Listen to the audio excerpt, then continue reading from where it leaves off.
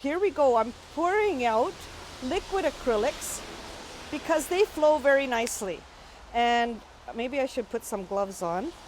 That one is called Phthalo Blue Green Shade, and it's very potent, so I only need a little bit. And then this is called Quinacridone Magenta. And if you look at your printer cartridges at home, you will find that they're similar. There's a cyan, a pink, and a yellow, vibrant lemon yellow that will allow you to mix every color, just like this. If you mix a yellow and a blue, you'll get it green, and if you mix a yellow and a pink, you'll get it orange, and the blue and pink will make it purple, and I'll show you that. And then I often put like a raw umber brown rather than black as my dark, because it's semi-opaque and it's a little warmer than black. So I put those aside, and then I have a number of brushes, but I like to use 3 different brushes to begin with for the different colors, and not too big, maybe like this, and you can see the different things that they'll do. Okay, so let's get a little bit of spray. You can always spray that. I also use a glazing medium, and it makes them even more transparent, and that's just similar to what the paints are suspended in. And so when it dries, it becomes clear, and the paints actually become darker. So you have to kind of keep that in mind, that acrylics will usually dry a bit darker. However, these are very potent with pigment and very little of the medium. They're almost all pigment, very finely ground. And so when I do a little color wheel, I might start like this, get the pink color. And notice I'm taking it from the edge. So I'm gonna put the pink here. And 1, 2, 3. And this one I can start to mix in here. Do you see how it sort of started to make a warm yellow and an orange and a more red? And I'm taking it from the edge of the paint so that I don't contaminate it. So you can keep that center clean, and you can keep grabbing from the edge. Now I'll pick up the blue. It's very potent. I might even use some medium. So then it makes it a little more transparent. And then this should be purples here. So that's a nice purple. That should be a blue. You see how it's almost like an ultramarine blue? That's a true purple, and this should be a purple red, but it's almost too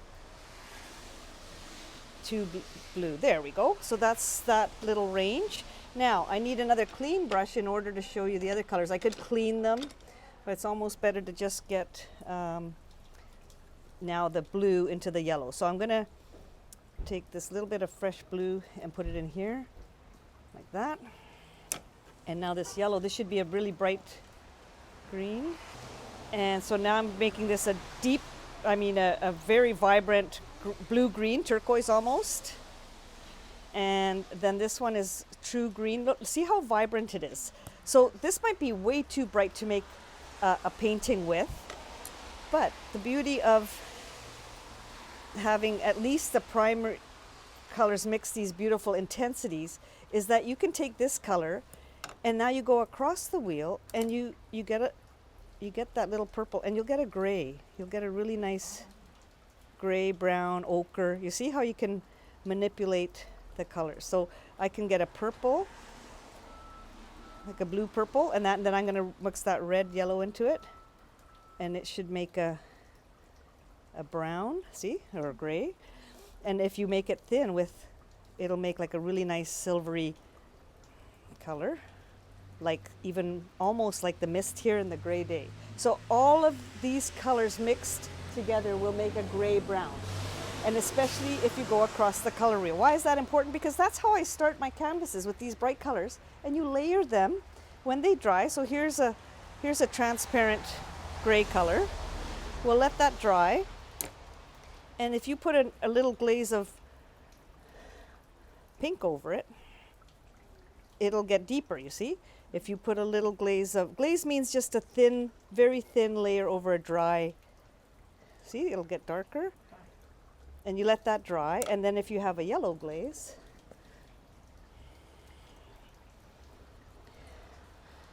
it'll look different. See how you get all the colors mixing.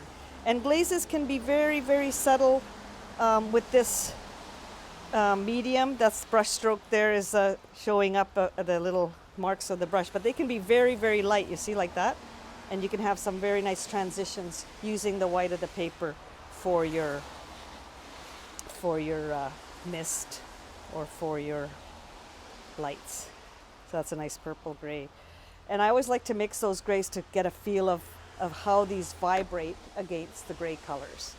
So this is what I often love to start with even before I paint a painting. If I put a new yellow into the mix, I'll try mixing, this is called Nickel Azo Yellow. It's still transparent, but it's almost like an ochre color. And you'll see that it's quite, oh, what happened there? I went into the blue. Oh, okay, well there's a lovely deep, you might as well go with there's a lovely deep brown, green that I can use for this landscape that I was looking at all the darks with.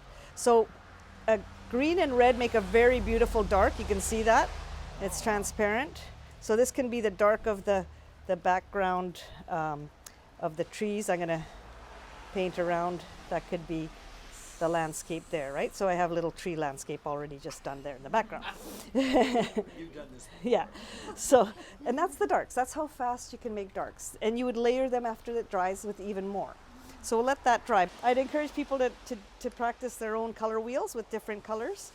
And then use a simplified palette like this to paint one painting, because you'll be able to see how they interact, and it actually will be more harmonious. So that's the demo for color mixing, and now the next one will be my painting on canvas.